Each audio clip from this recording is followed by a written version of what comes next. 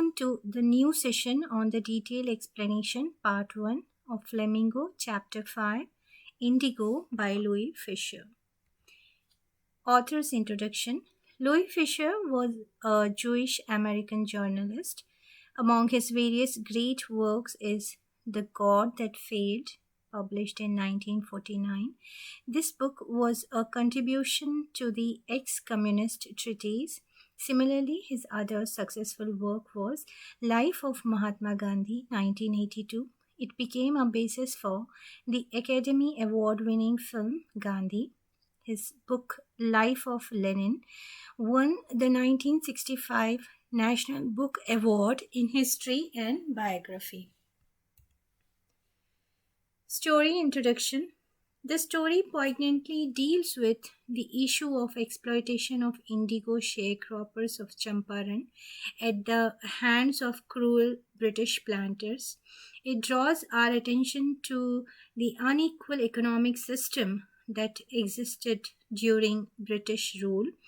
The story also introduces us with Mahatma Gandhi's unparalleled leadership to secure justice for oppressed people through convincing argumentation and negotiation. Furthermore, it helps us to learn about other qualities of Mahatma Gandhi, like his far-sightedness and holistic approach towards any critical situation. So before we begin with the story, let's have a brief introduction into it. Indigo is precisely a graphic rendering of how Gandhi came to the assistance of the Champaran indigo sharecroppers who faced great grievances and exploitation at the hands of British landowners. The story also reveals both the moral and social grip of Gandhiji, without which he couldn't have succeeded in this episode of Champaran. So hence Champaran episode proved to be a milestone in the form of civil disobedience for Gandhi's all-out war of freedom against the Britishers. The chapter becomes a kind of slide onto the life of Gandhiji of that period by the analytical approach, richness and exactness of the language. So here we start the story. The author explains about his first interaction with Mahatma Gandhi. He says that he first met Gandhi in 1942 at his ashram, which was in Sevagram. It was located in central India. Gandhiji said that he would tell him about his struggle against the British, which first took place in the year 1917.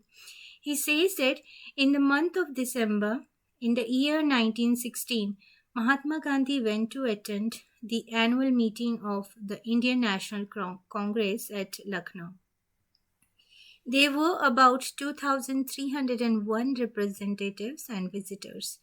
Gandhiji recalled that a small farmer named Rajkumar Shukla came to him, who was emaciated. He requested Gandhiji to visit Champaran, a place in the foothills of the Himalaya mountain range near the Kingdom of Nepal. He told Gandhi that he was a sharecropper. A sharecropper is a farmer who gives a part of the crop as rent to the owner of that piece of land that he cultivates. He told him that because of an old agreement, many of the peasants in Champaran were sharecroppers.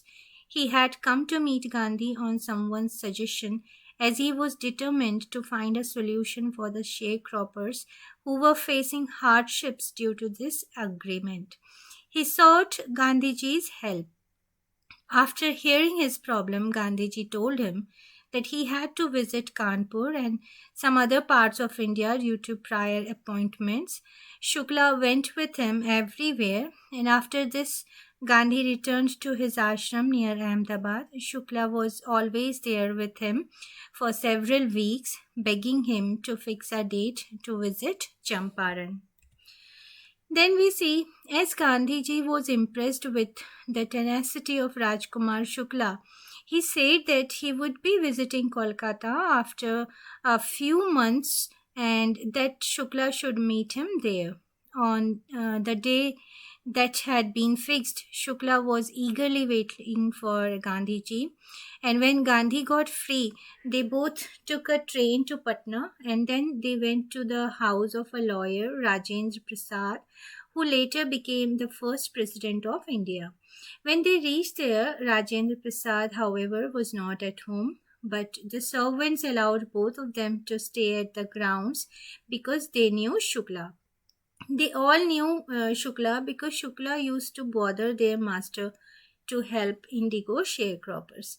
So they didn't allow Gandhi to draw water from their well as they took him to be an untouchable and didn't want to pollute the entire water source. And in this way, Gandhiji became aware of the prevailing evil practice of untouchability. As Shukla was not able to provide Gandhi with adequate information, therefore he decided to go to Muzaffarpur, which was on the way to Champaran. Why did he go there? He went there to obtain the complete information. He sent a telegram to Professor J.B. Kriplani, who was a teacher at Arts College in Muzaffarpur. Gandhi had seen him at Tagore's Shantiniketan school. Gandhi took a train to Muzaffarpur that arrived at midnight on April 15th, 1917. Kripalani was already waiting there with his students. Gandhi stayed there for 2 days at Professor Malkani's home, who was a teacher in a government school. According to Gandhiji, it was a remarkable thing that a government professor was entertaining him and harboring him or giving him a shelter, because in those days people in small localities were afraid of supporting those who supported home rule or the freedom struggle of India. And then the news of Gandhi's arrival and the purpose of his mission spread through Muzaffarpur and Champaran very fast. Sharecroppers started to visit him. Muzaffarpur lawyers informed Gandhi about the whole situation as they represented various peasants in the court. They explained to him about their cases and the fee that they charged them. Then Mahatma Gandhi scolded the lawyers for charging such high fee from the poor sharecroppers. He decided that it was useless to go to the courts as the judiciary was not doing anything good for the peasants. He then said that as long as the peasants were suppressed and full of fear, it was useless to visit the courts. He wanted to set them free from fear. Then we learned that the most of the cultivable land in the Champaran district was owned by Englishmen who had divided them into various estates or property. The peasants were the occupants of these lands.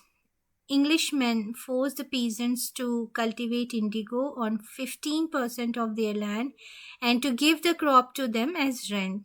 All this was done through a long-term agreement. While all this was going on, the landlords came to know about the chemical indigo being prepared in Germany.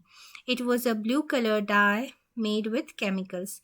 So then they started demanding money from the poor peasants or sharecroppers in order to cancel their agreements, as they no longer required the indigo plantation. The sharecropping system was very annoying in this way to the farmers. So many of the peasants paid for the cancellation of the agreements. But as the news about synthetic indigo spread and reached the uneducated peasants, they started demanding their money back. When Gandhi arrived at Champaran, he decided to gather facts. For this, he visited the secretary of the British Landlords Association. The secretary didn't answer him because he couldn't give any information to an outsider. So hence Mahatma Gandhi was considered an outsider. After this, he went to the commissioner of the Tirhut division. Champaran district was under Tirhut division. The commissioner not only threatened Gandhi but also suggested him to leave Tirhut immediately. Though Gandhi was threatened by the commissioner, he didn't leave the place. He then went to Motihari, which was the capital of Champaran. He was joined there by several lawyers. When they reached the station, they were welcomed by a large number of people. He then went to a house which was later converted into his headquarters. He started his inquiry into the matter. Gandhi decided then to visit a nearby place when he came to know about an incident of ill treatment with a peasant.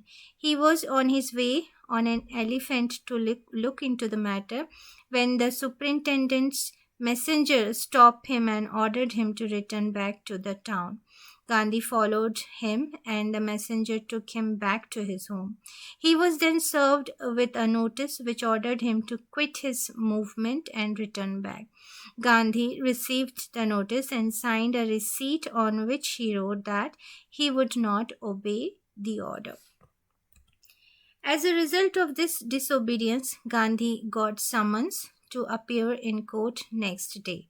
Gandhi wasn't able to sleep the whole night. He telegraphed Rajendra Prasad and asked him to come to Bihar and get some powerful people along. He sent some guidelines to the ashram and also telegraphed the whole matter to the viceroy. Next morning, Motihari was full of peasants as they wanted to support Gandhi. None of them knew about his works in South Africa. They only knew that there was a Mahatma who wanted to help them and was in trouble due to the officials. They then started gathering in front of the courthouse. This incident was their attempt of setting themselves free from the fear of the British. As the crowd had gathered in front of the court building, it became difficult for the officers to control the mob. They had to take Gandhi's help to regulate the crowd. Gandhi politely told the officials that if they would misuse their power, there were chances that they would have to face a revolt from the Indians.